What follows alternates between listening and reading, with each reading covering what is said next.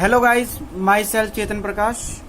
तो आज मैं आपके लिए 9th क्लास का फर्स्ट चैप्टर लेकर आया हूँ साइंस का, जिसका नाम है मैटर इन आवर सराउंडिंग। ये चैप्टर मैंने 3 पार्ट में डिवाइड किया है। इसका मैं फर्स्ट पार्ट आज करा रहा हूँ आपको। तो हम पढ़ते हैं, जिसका चैप्टर का नाम है हमारा मैटर इन आवर सराउंडिंग। मतलब कि हमारे आसपास जो भी मैटर है सब उसके बारे में हम डिटेल से पढ़ेंगे। तो सबसे पहले हम बात करते हैं मैटर की। देखिए मैटर होता क्या है। देखिए मैटर होता है, देखिए matter is the substances which have mass and occupies space and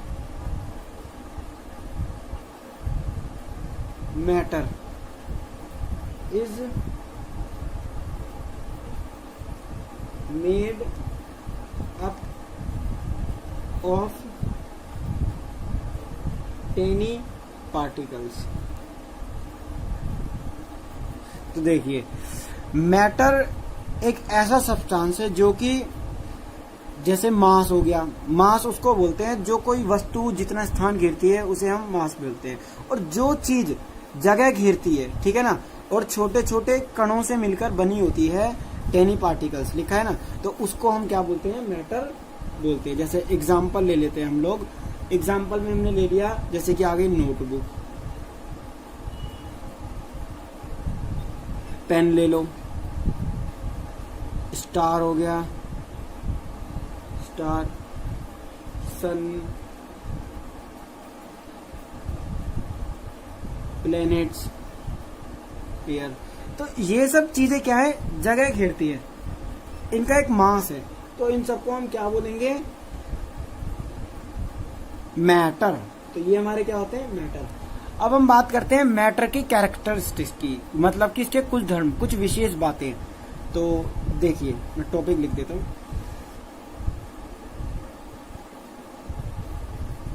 characteristics of particles. तो इनकी कुछ प्रॉपर्टीज होती हैं और कैरेक्टरिस्टिक्स होती हैं। तो देखिए हम उसके बारे में जानेंगे। जैसे कि देखिए दे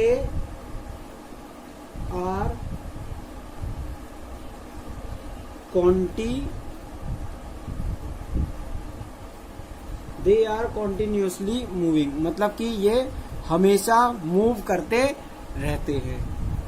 और सेकंड है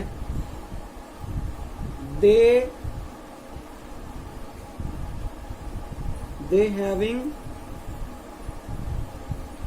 space between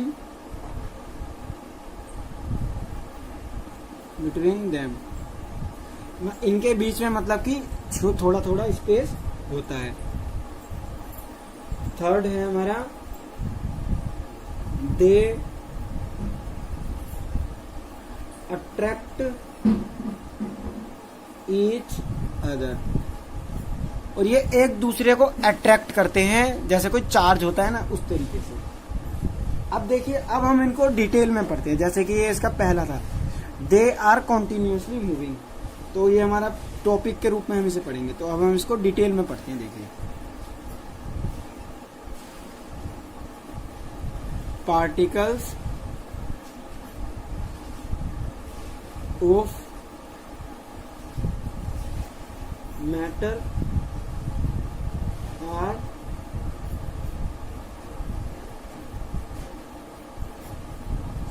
continuously moving। Detail में हम इसको पढ़ेंगे, हम साथ साथ नोट्स भी तैयार करते रहेंगे। तो देखिए इसके अंदर क्या होगा, पहला है पार्टिकल्स possess काइनेटिक एनर्जी। उनके अंदर एक जब वो वर्क करती है तो उसके अंदर एक काइनेटिक एनर्जी होती है। As the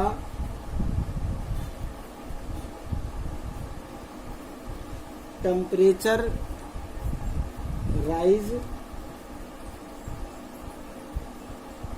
particles moves faster because kinetic energy increase। kinetic energy increase मतलब कि ये है जब ये पार्टिकल प्रोसेस करते हैं, वर्क करते हैं, जो इनकी काइनेटिक एनर्जी होती है, जब इनको टेम्परेचर मिलता है ज्यादा तो ये क्या करते हैं, इनका जो मूविंग होता है बहुत फास्ट हो जाता है। क्यों? इसके अंदर फिर काइनेटिक एनर्जी बढ़ने लग जाती है, इंक्रीज होती है। और मूवमेंट देखिए इसमें कैसे कैसे होते हैं।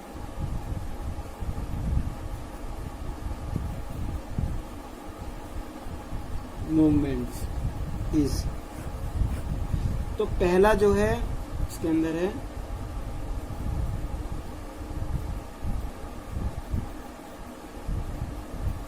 Minimum in solid.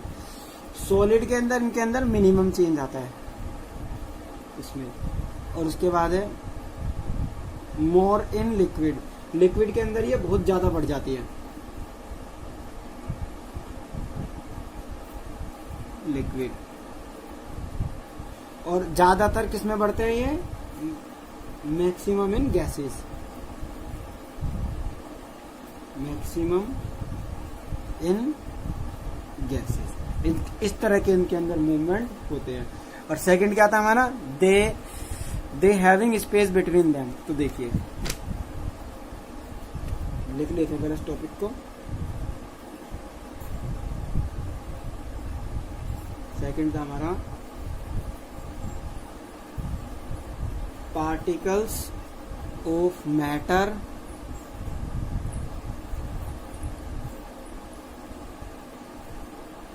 having space between them। तो पार्टिकल के अंदर स्पेस कैसा होता है देखिए मैं बताता हूँ। तो क्या होता है कि the space between the particles। तो मैं बताता हूं, जैसे कि आपने कोई एक गिलास वाटर ले लिया, ये इसके अंदर हमने वाटर ले लिया, वाटर का लेवल हमने इधर इतना रखा। अब इसके अंदर मैंने वाटर लेवल ले लिया और उसका लेवल नाप लिया गया यहाँ तक है। तो इसके अंदर मैंने गेरी शुगर ऐड कर दी। इसके अंदर शुगर 1 चम्मच या 2-3 चम्मच इसके अंदर शुगर डाल दी। तो जब हम कोई चीज डालते हैं तो इसका वाटर लेवल बढ़ना चाहिए, लेकिन जब हमने इसका वाटर लेवल नापा तो यहीं का यहीं था। इससे क्या पता लगता है? मतलब कि वाटर के अंदर स्पेस है। जब ये इसके अंदर अरेंज हो गया और वाटर का जो लेवल है वही का वही रहा। तो इसके अंदर जो चेंजेस आते हैं देखिए कैसे कैसे होते हैं। देखिए किसके अंदर कैसे कैसे। मिनिमम इन सॉलिड, सॉलिड्स के अंदर मिनिमम चेंज आता है। मोर इन लिक्विड्स के अंदर ज्यादा आता है।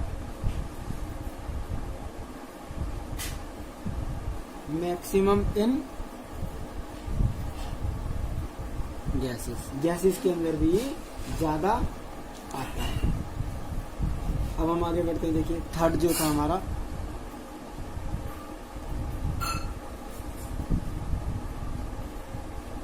थर्ड जो है particles of matter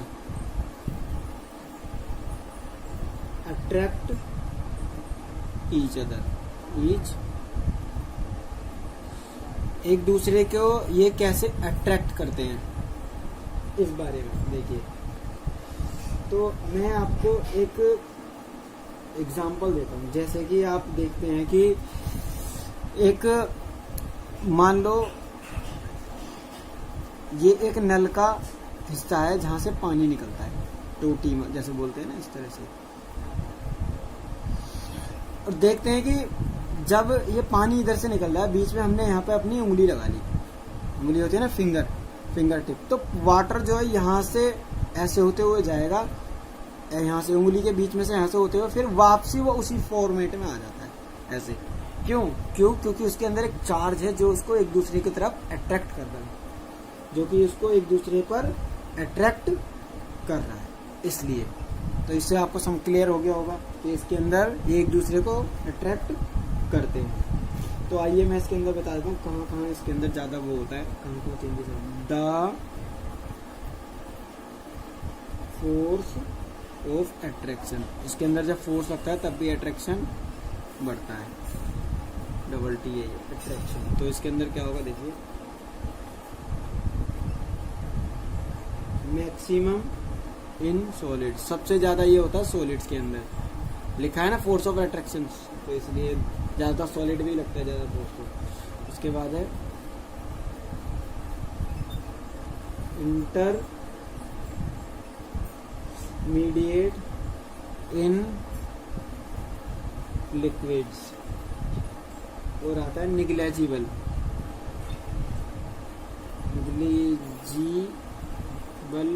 in gas, मतलब कि गैसेस के अंदर ये सबसे कम होता है, इसलिए इसका बोलते हैं negligible in gases.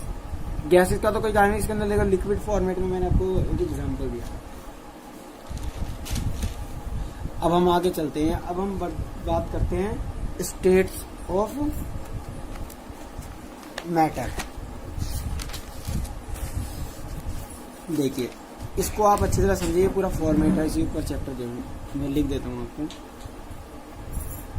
States of matter, states of matter जो है हमारे 3 टाइप के होते हैं। देखिए इसके अंदर हम समझेंगे अच्छी तरह। एक होता है हमारा सॉलिड, एक होता है हमारा लिक्विड, और एक होता है हमारे गैस, मतलब कि ठोस, द्रव और गैस, ये 3 स्टेट होते हैं। अब एक एग्जांपल देता हूं मैं, आप देखो अच्छी तरह देखें। जैसे कि एक मैंने कुछ ले लिया ये, ठीक है, इसके अंदर जो पार्टिकल्स होते हैं ना, ऐसे एक दूसरे से बिल्कुल चिपके हुए रहते हैं इस तरीके से। जैसे पार्टिकल्स मैंने बना दिए छोटे छोटे, गोल रिंग की तरह मैं बना रहा हूं इस तरीके से। इनके अंदर बिल्कुल भी इंट्रामोलिकुलर स्पेस नहीं होता, जैसे कि स्टोन मार लो उसको या कुछ भी। अब इसके अंदर लिक्विड के अंदर क्या होता है कि कुछ थोड़ा इस तरीके से होता है, थोड़ा इस तरीके से, थोड़ा इस तरीके से, थोड़ा इस तरीके से, थोड़ा इस तरीके से।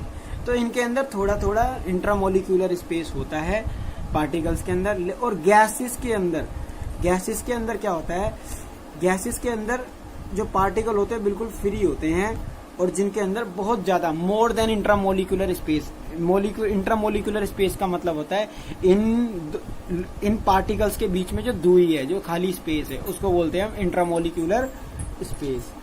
तो देखिए अब हम इसके बारे में थोड़ी डेफिनेशन टाइप भी लिखेंगे। देखिए सबसे पहले हम आते हैं सॉलिड्स पर। सॉलिड्स के अंदर देखिए क्या क्या होता है। सॉलिड्स के अंदर हमारा होता है, पहला पॉइंट है हमारा डेफिनेट शेप। डेफिनेट शेप का मतलब होता है इसकी बिल्कुल फिक्स क्या होती है, शेप होती है सॉलिड के अंदर। जैसे एक पत्थर है, पत्थर की एक करेक्ट शेप होती है ना, इस तरीके से। सेकंड है हमारा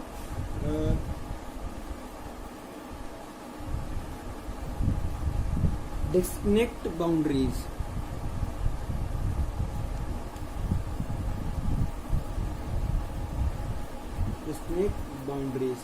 डिस्टिंक्ट बाउंड्रीज का मतलब है चिपके हुए होते हैं बिल्कुल बाउंड्री से, जो इसके पार्टिकल्स हैं इसके अंदर। और होते हैं रिजिड। RIGID। रिजिड का मतलब होता है जब कोई चीज मूव नहीं करती, इसके पार्टिकल एक जगह स्थिर रहते हैं, जिस किसी भी मीडियम के अंदर, उसको हम क्या बोलते हैं, रिजिड। और रिजिड होते हैं, और ये इनकम्प्रेसिबल होते हैं, इनकम्प्रेसिबल मतलब इसके अंदर प्रेशर भी लगाएं तो कुछ नहीं हो सकता, वो चिपके पहले से ही होते हैं, इनकम्प्रेसिबल होते हैं।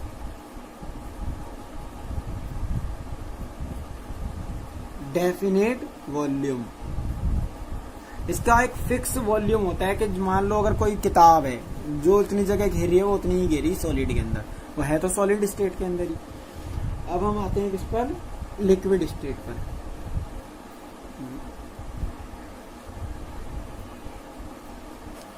लिक्विड स्टेट के अंदर क्या होता है, नो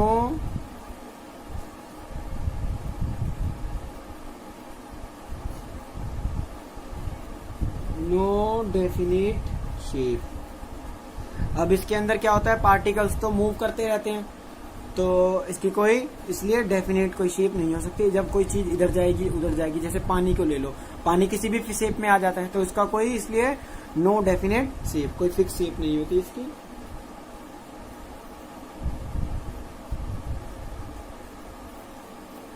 नो डेफिनेट बाउंड्रीज,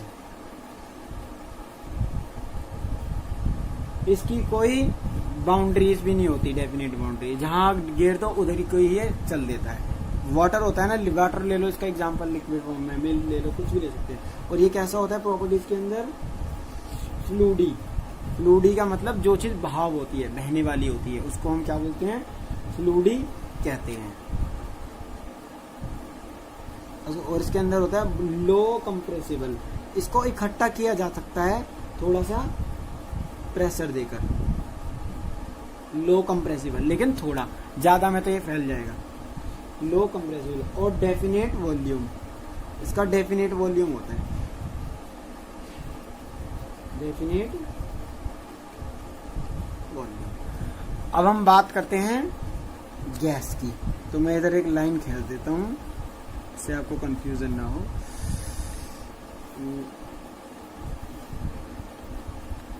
ये आ गई हमारी गैस। अब देखिए गैस के अंदर क्या होता है, देखिए इसका फर्स्ट पॉइंट गैस का, नो डेफिनेट शेप। जब लिक्विड की नहीं होती तो इसकी भी नहीं होती है बिल्कुल, ये तो उससे भी ज्यादा हल्की होती है। नो डेफिनेट शेप, इसकी भी कोई डेफिनेट शेप नहीं होती है। और नो डेफिनेट बाउंड्रीज, इसकी भी कोई डेफिनेट बाउंड्री नहीं होती है। थर्ड पॉइंट है प्रॉपर्टीज, तो इसकी भी फ्लूडी होती है, बहाव होता है इसके अंदर फ्लूडी। और ये हाई कंप्रेसिबल, इसके अंदर बहुत ज्यादा प्रेशर लगाया जा सकता है। जब भी गैस को हम लिक्विड फॉर्म में लाते हैं, जैसे कि हमारी लिक्विफाइड पेट्रोलियम गैस होती है ना, उसी तरीके से हाई कंप्रेसिबल, हाई कंप्रेसिबल होती है ये। और इसका होता है नो डेफिनेट वॉल्यूम होता है इसका, नो डेफिनेट वॉल्यूम। वॉल्यूम उसे बोलते हैं जो जगह घेरती है, जितने एरिया, वो तब होती है। अब हम बात करते हैं, ये आपको उम्मीद है समझ आया होगा, मैंने आपको नोट्स टाइप में भी बनवा दिया, वैसे भी समझा दिया। देखिए ये तो स्टेट थे हमारे। अब हम change in state of matter, अब ये जो स्टेट चेंज करते हैं कैसे करते हैं वो हम बात करेंगे। देखिए वो हमारे नेक्स्ट पार्ट में है, ये हमारा फर्स्ट पार्ट था, तो फर्स्ट पार्ट के अंदर इतना ही, तो सेकंड पार्ट में आपके लिए जल्दी लेकर आऊंगा। Thank you.